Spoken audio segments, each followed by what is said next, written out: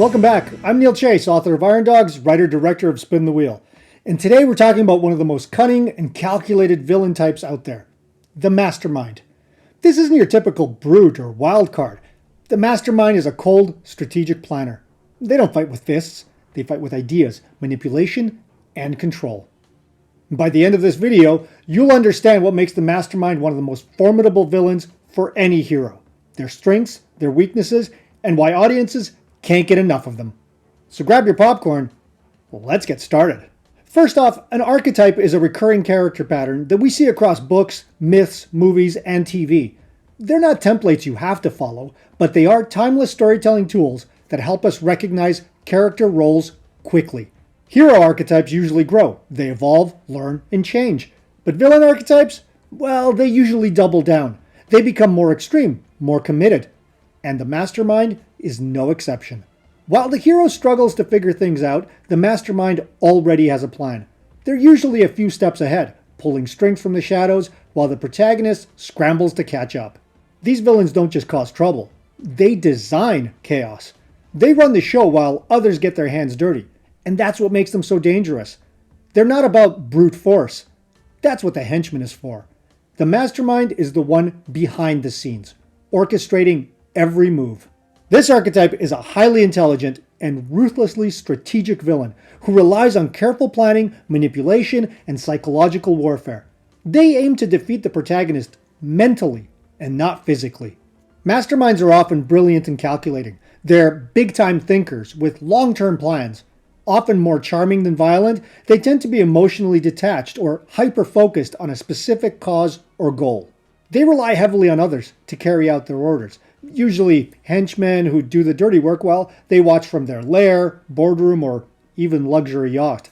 And why do audiences love them? Well, because they're fascinating to watch. They bring intellectual challenge to the hero's journey. We're often both repulsed and impressed by how far ahead they've planned.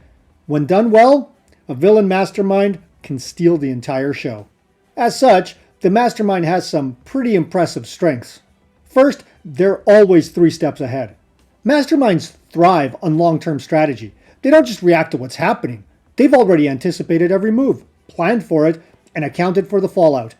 They build backup plans for their backup plans. This forces the hero to struggle on a mental and emotional level, not just on a physical one. Instead of punching the villain in the face, the hero has to outthink someone who's already thought of everything.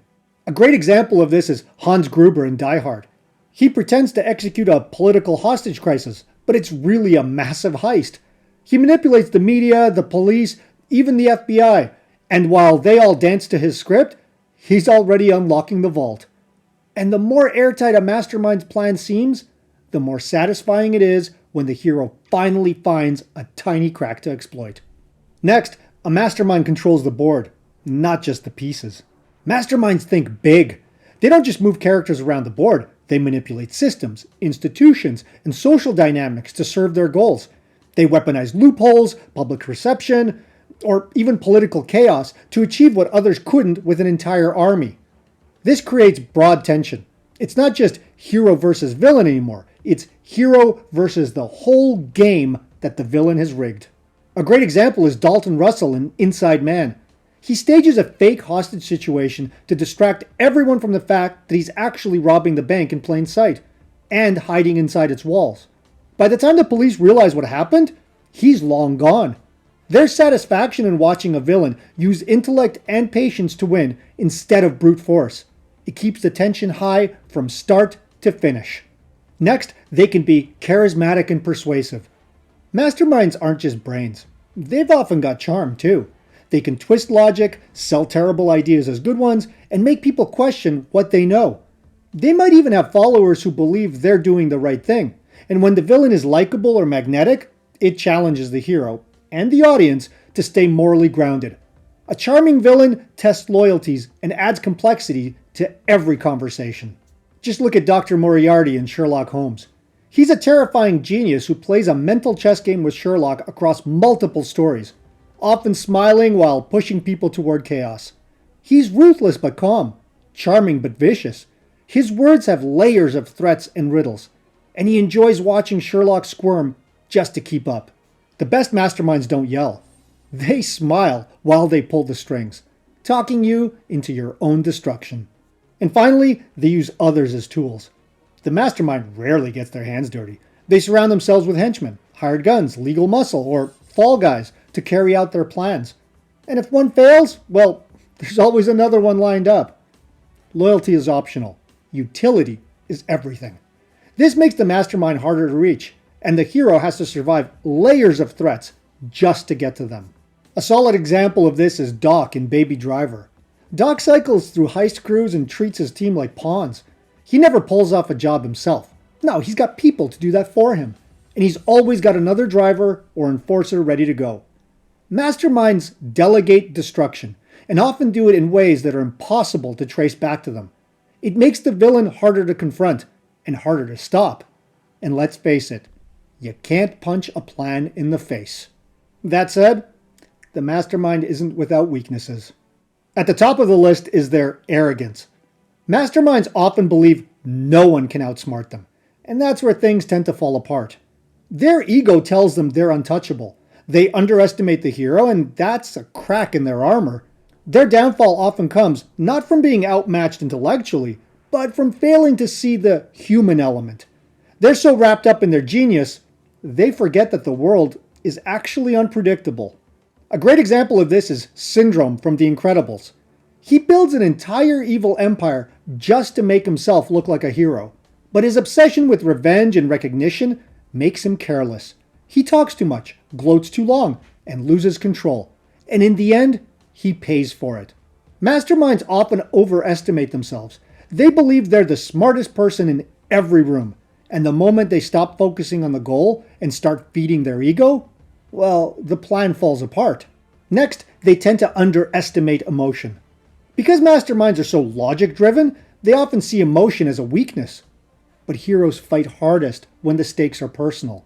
Love, grief, loyalty, these are wild cards that the mastermind can't plan for. It lets the hero surprise the villain, not with intellect, but with raw human unpredictability. A great example of this is Lex Luthor in Superman. Luthor plans everything like it's a chess game, but he doesn't grasp the emotional drive Superman has to protect the Earth, and especially Lois, or the lengths others will go to protect their loved ones. Because they rely on logic, masterminds see people as chess pieces and fail to account for passion, love, or desperation, and that's often their undoing. Next is their lack of physical power. If the mastermind is exposed, say they're alone, unprotected, well, then they're physically vulnerable. They're used to controlling others, but may crumble in a direct fight. This flips the power dynamic, and the all-controlling villain becomes the mouse instead of a cat. The moment the hero finally earns the physical showdown, well, that's a great chance for catharsis. Just look at Alric Goldfinger. When stripped of his army and gadgets, and without Oddjob doing his dirty work, Goldfinger is just an old guy with a gun, and no real chance in a fight, especially against someone as skilled as James Bond. He dies mid-escape, proving his plans were only as strong as the people carrying them out. Masterminds are thinkers, not fighters. If they lose their network or their henchmen, they're often helpless. And finally, there's their obsession with control. The mastermind needs everything to go according to plan, but the world doesn't work that way. And when their grip slips, they often panic, lash out, or just fall apart. Simply put, because they plan out every contingency in detail, they tend to freeze up on the rare occasions when they're genuinely surprised themselves. Their fear of losing control is the emotional core of their downfall. The hero can win, not by overpowering them, but by introducing a little chaos into their perfectly ordered system. For example, look at Peter Littlefinger Baelish in Game of Thrones. Littlefinger doesn't swing a sword, he whispers poison into ears, spreads lies, and pits entire houses against each other. His genius lies in turning people's desires and fears against them. But the moment things go off the rails, he loses his edge, and it costs him everything.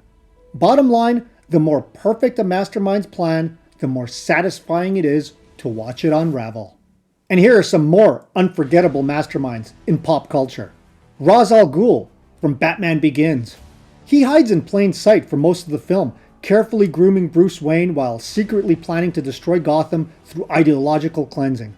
His tactics rely on training, infiltration, and philosophical manipulation, rather than brute force. Even when defeated, his legacy and beliefs linger, challenging Batman's moral code long after he's gone. The Architect in The Matrix Reloaded.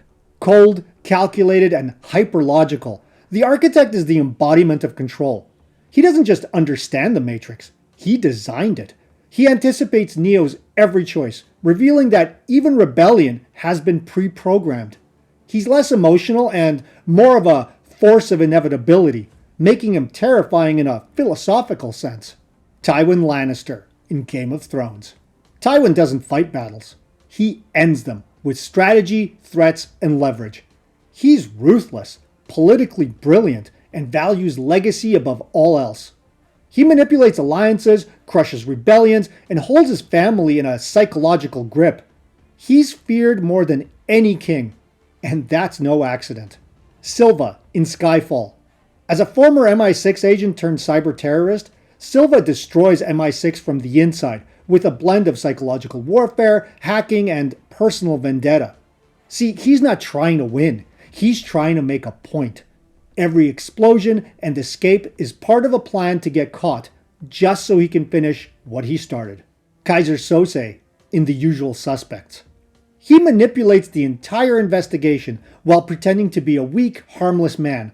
His control over narrative, people, and perception turns the film itself into a puzzle box. So when the twist hits, we realize that he orchestrated everything, right under everyone's nose. And unlike many of the other iconic masterminds in film and literature, he gets away with it in the end. Amy Dunn in Gone Girl. Amy stages her own disappearance, frames her husband for murder, and manipulates public opinion, media, and even law enforcement to create her perfect narrative. She's terrifying not just because of what she does, but because every detail is meticulously planned. Dr. Hannibal Lecter in The Silence of the Lambs. Lecter is equal parts psychiatrist, philosopher, and predator. He manipulates people from behind bars, pulling strings in ways that sometimes blur the line between villain and antihero, but always return to the true villain at heart. Able to kill others with nothing more than his voice, his calm, cultured demeanor makes his mind games even more chilling. John Kramer, aka Jigsaw, in the Saw series. Jigsaw doesn't kill people directly. He designs elaborate psychological traps that test his victim's will to live. He sees himself not as a murderer, but as a moral teacher, and every trap is meticulously planned to deliver a twisted lesson. Even after his death, his legacy and systems continue through his apprentices, showing just how deep his web of control goes. And Adrian Veidt, aka Ozymandias in The Watchmen. Ozymandias is a billionaire genius who engineers mass destruction to create global peace. He's a villain who genuinely believes that he's saving the world. And the worst part? He might be right. His plan is executed perfectly, and by the time the other characters realize what he's done, well, it's already too late. That "I already won" moment is the pure essence of the Mastermind archetype. The Mastermind is one of the most satisfying villains to write, and one of the hardest to outwit. They don't just challenge the hero physically, they challenge how the hero thinks, making every move count. But remember, the best masterminds aren't just walking plot devices or genius cliches. They're layered characters with goals, blind spots, and personal rules they live and die by. So if you want to make your mastermind stand out, here are a few tips to keep in mind. First, give them a clear, big picture goal. Masterminds don't commit crimes on impulse. They have an end game, something that justifies all of their planning, manipulation, and ruthlessness. Maybe they want to reshape society. Maybe they're trying to pull off the perfect heist. Maybe they're out for revenge. Whatever it is, make sure their goal is bold, high stakes, and well defined. Their whole persona revolves around this mission. Next, show them in control. Then take it away. Part of the fun in writing a mastermind is watching them win. Until they don't. Let them pull strings, manipulate events, and get under the hero's skin. Make the audience think, how the heck is the hero gonna beat this guy? Then, when it matters, let the hero break the system. Not just by being smart, but by doing something unpredictable, acting on emotion, improvising, or risking everything. That moment of unraveling, well, that's where the mastermind cracks and the story hits the hardest. And finally, give them a personal flaw they don't see. Every mastermind thinks they're infallible. That's what makes them vulnerable. Give them a blind spot, something that seems minor but reveals their humanity or arrogance. Maybe they underestimate loyalty. Maybe they trust one person too much. Maybe they need validation. The more subtle the flaw, the more satisfying it is when that flaw comes back to haunt them. After all, the mastermind villain is the ultimate strategist. They're not the kind of bad guy you punch out in Act 2. No, they're the one who make your hero doubt themselves, struggle to keep up, and fight to outsmart someone who's always a move ahead. But hey, these are just my 2 cents. Give me yours. Let me know in the comments below who's your favorite mastermind in fiction. I'd love to hear what villains kept you guessing right to the very end. And if you'd like to support my channel, please click the links below to check out my work. My novel Iron Dogs is available in ebook, print, and audiobook, and my latest film, Spin the Wheel, is out now on Tubi. And if you're looking for help with your own story, contact me on my webpage, neilchasefilm.com, through the link below. Let's talk. I've helped writers, filmmakers, producers improve their stories and scripts, especially when it comes to the characters, dialogue, and action. And if you'd like more unique storytelling tips to take your fiction to the next level, well, click that like button, subscribe to my channel, and hit that notification bell to stay updated with the latest content. Until next time, stay creative.